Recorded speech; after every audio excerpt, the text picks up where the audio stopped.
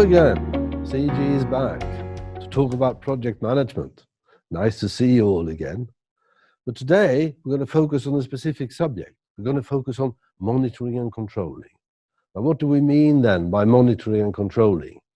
Well, it's about measuring results and acting according to the results. Where are we? Well, if you remember this picture, we talked about dividing the project life cycle into different phases. We started off by initiation phase. We went into a planning phase where we did the planning for the remainder of the project life. And then we have the execution or the implementation phase, and finally the concluding phase. Now we are in the execution phase at the moment.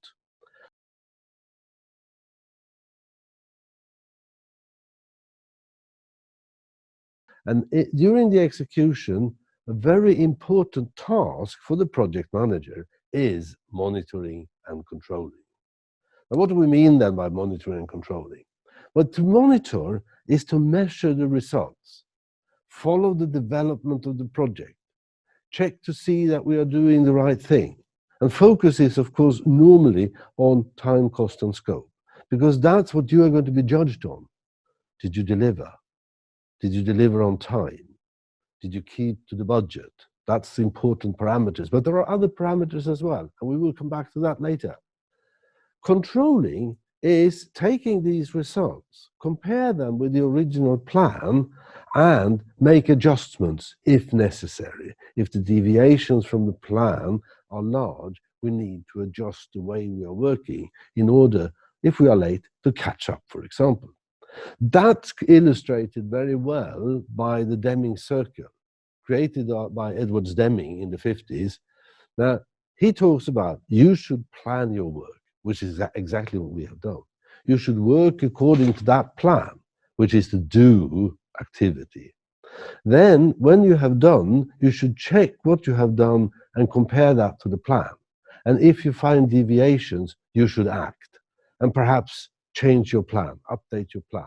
So you plan, you do, you check, you act, you plan, etc., etc. And that's why it's called the circle, the Deming Circle, or the PDCA circle. Now, as we said, the triple constraint is, of course, very important when it comes to project and project management. Remember the three parameters: time, cost, and scope. These are essential when it comes to project management. Have you done what you said you should do? How much did it cost? And how long time did it take? And how does those results compare to the original plan? Well, one way of doing that is to use a methodology called earned value management, which we just briefly will mention here, which is illustrated with this curve. Now, you see there is a time scale at the bottom of the picture and a cost scale here. There you see, you have the green curve, which illustrates your original plan. That's the planned expenditure. This is what you expect to spend during the life of the project. And at the end, you should have used the money, which is the point at the upper right-hand corner, the budget at completion. The red curve illustrates what you have actually spent, money actually spent, time actually spent. And that's what we call the actual cost. And that should then be compared then with the original plan. And here in this picture, you can see there are deviations. So perhaps you need to do something about this project. The blue curve illustrates what you have done, accomplished, work done. Check your WBS. Have you done what you should do, etc. And again, you should compare that with how much you have spent and compare that to your original plan. So that's one way of measuring deviations from your original plan. But when it comes to we here, we need to focus on other things as well. And one thing which is very important is, of course, sustainability. Now, when we talk about sustainability, we talk about people, planet, profit, as defined by John Elkington. Where you say that profit, yes, of course, we need to be profitable. Otherwise, it's very difficult to be successful in the project. You need to take care of your environment. You need to be careful about what you're using, resources used in the project. which is the planet bit. But you also have to take concern about the social responsibility. You have to take concern about the people. So people, planet, profit. Those are the three parameters which are important to follow when you are measuring your project. Have we done what we said we should do? Did we do it in an environmentally friendly way? Have we made it so we have financial responsibility? Have we been socially responsible when we have made those activities? Another parameter which is important is, of course, risk. We talked about risk when we planned the work. We said that during the planning, you need to identify what are the uncertainties, what are the risks that could affect your project.